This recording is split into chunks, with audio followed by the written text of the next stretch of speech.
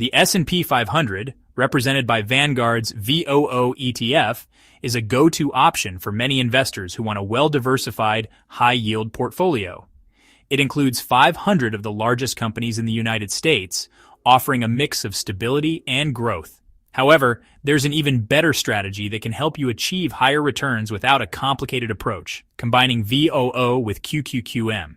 This strategy works by blending two powerful exchange-traded funds that give you access to different parts of the market.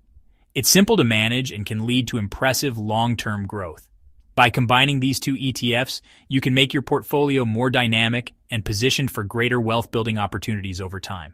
VOO tracks the S&P 500, which consists of the top 500 companies in the United States. These companies are leaders in various industries, from healthcare and finance to consumer goods and energy.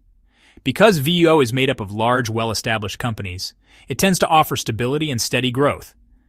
This makes VOO an excellent choice for long-term investors who want to minimize risk while still capturing overall market growth. On the other hand, QQQM focuses on the Nasdaq 100, which includes 100 of the largest non-financial companies listed on the Nasdaq Stock Exchange. This ETF is heavily weighted toward technology companies such as Apple, Nvidia, and Amazon, which are known for their rapid growth and innovation.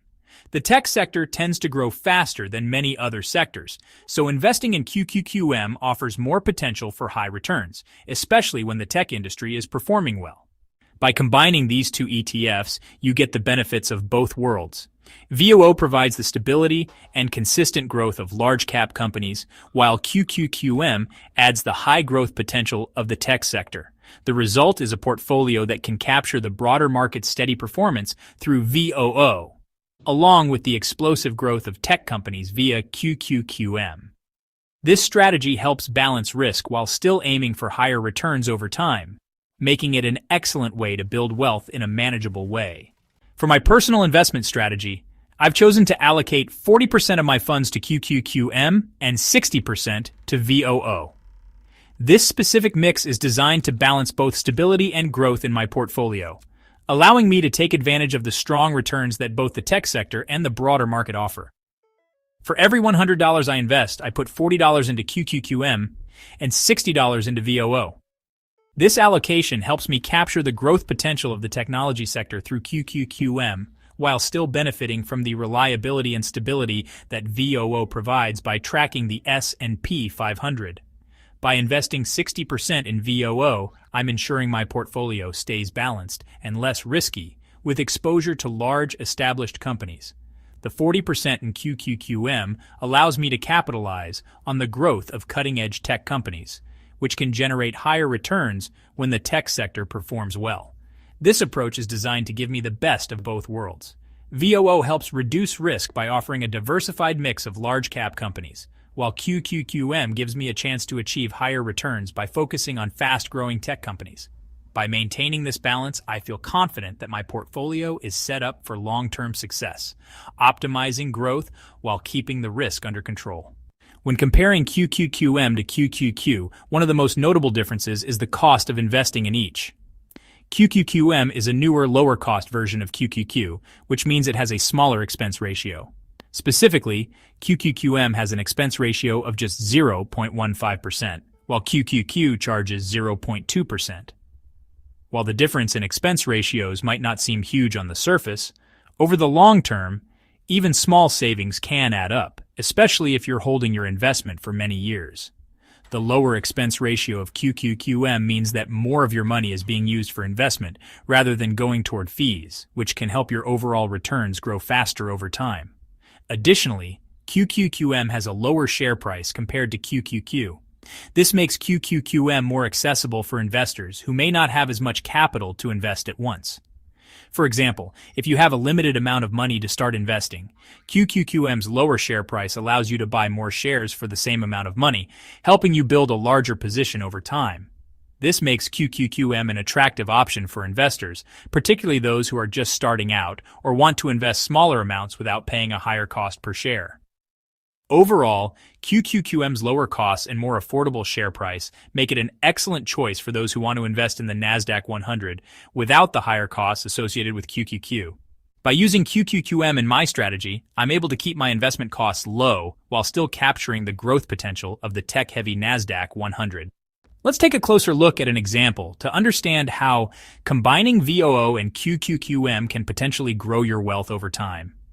If you were to create a portfolio that splits your investment evenly between QQQ, 50%, and VOO, 50%, you could expect an average annual return of about 16% over the next 25 years, based on historical performance. While past returns don't guarantee future success, this example gives us an idea of how strong a balanced approach can be. To really grasp the power of this strategy, let's assume you invest $500 each month into this 50-50 portfolio. Over 40 years, your investment could grow to more than $1.6 million. That's a huge increase from your original $500 monthly contribution. The key to this growth is compound interest, where your money earns returns not just on your original investment, but also on the interest and gains that accumulate over time. As time goes on, the growth becomes more significant, showing just how powerful consistent investing can be, especially when you've chosen ETFs that have strong growth potential. This example highlights the potential rewards of combining two strong ETFs like VOO and QQQM. The more time you give your investments to grow, the more opportunity you have to accumulate wealth. Now let's discuss the difference between growth and value stocks, which is important to understand when looking at ETFs like QQQ. QQQ is focused on growth stocks, particularly in the tech sector. Growth stocks are companies that tend to reinvest their profits into expanding their business, rather than paying them out to investors as dividends. These companies usually have a higher potential for future growth, but they also tend to be riskier investments since their value is tied to future expectations rather than current profits. For example, technology companies like Apple, Nvidia, and Amazon are all growth stocks. These companies constantly innovate, which allows them to expand rapidly. As a result, investors in these companies look for capital appreciation or the increase in stock prices rather than regular dividend payouts. Because QQQ focuses heavily on these growth stocks, its dividend yield is relatively low, around 0.6%. While this is fine for investors looking for long-term growth, it's not ideal for those who want a steady income stream through dividends. Instead, the focus is on the potential for significant capital gains, which is what makes QQQ attractive to growth-oriented investors. Looking at QQQ's historical returns, you can see just how successful this strategy has been. Over the past 5 years, QQQ has delivered an annualized return of 22.41%. Over the last 10 years, the annual return has been 17.66%. These returns are impressive, showing how much growth the tech sector has experienced in recent years. However, it's important to note that growth stocks tend to be more volatile, meaning there can be bigger swings in the value of your investment compared to more stable, dividend-paying stocks. While QQQ offers higher growth potential, it's not as reliable in terms of steady income like some value stocks might be. It's designed for investors who are focused on long-term capital growth, rather than consistent income from dividends. So, when deciding whether QQQ is right for your portfolio, it's important to balance your desire for growth with the potential risks of investing in fast-moving, high-growth sectors like technology. Growth stocks, like the ones found in QQQ, tend to be more volatile. This means their prices can move up and down more sharply compared to other types of stocks. When the market is doing well, these growth stocks can perform exceptionally strong, delivering impressive returns. However, during downturns, like recessions or bear markets, they can drop much faster than the broader market. This happens because the prices of growth stocks are often more sensitive to market changes and investor sentiment. As a result, while growth stocks have the potential for higher returns, they also come with higher risk and volatility. If you're considering including QQQM in your portfolio, it's important to keep this in mind. The tech companies that make up QQQM are known for their rapid growth, but this can also mean they experience greater price swings. While the potential for high returns exists, it's essential to be prepared for moments when the value of your investment might drop significantly. If the growth risks of QQQM feel too high for your personal comfort, there's always the option to adjust your ETF allocation to better align with your risk tolerance. For example, you could opt for a 50% allocation to QQQM and 50% to VOO. This adjustment allows you to reduce the risk of your portfolio while still benefiting from the growth of the tech sector through QQQM and the stability of large-cap companies through VOO. A balanced mix of 50-50 provides a safer approach, as you'll have exposure to both growth through QQQM and stability through VOO. This helps manage risk and smooth out volatility, especially during times of market uncertainty. By maintaining this balance, you can still expect strong returns over time without putting all your money into high-risk investments. The key to adjusting your allocation is understanding your age, risk tolerance, and investment goals. Younger investors, who typically have a longer time horizon, may be more willing to take on higher risks and can consider increasing the percentage of their portfolio allocated to growth ETFs like QQQM.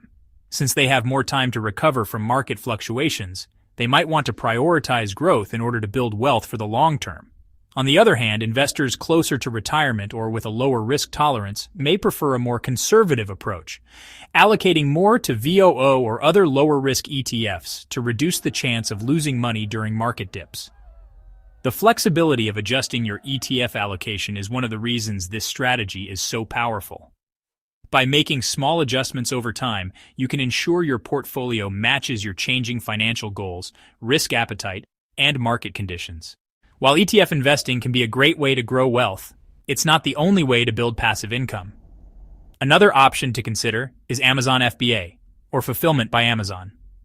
In this business model, you place bulk orders with suppliers, and Amazon takes care of storing, packing, and shipping the products to customers.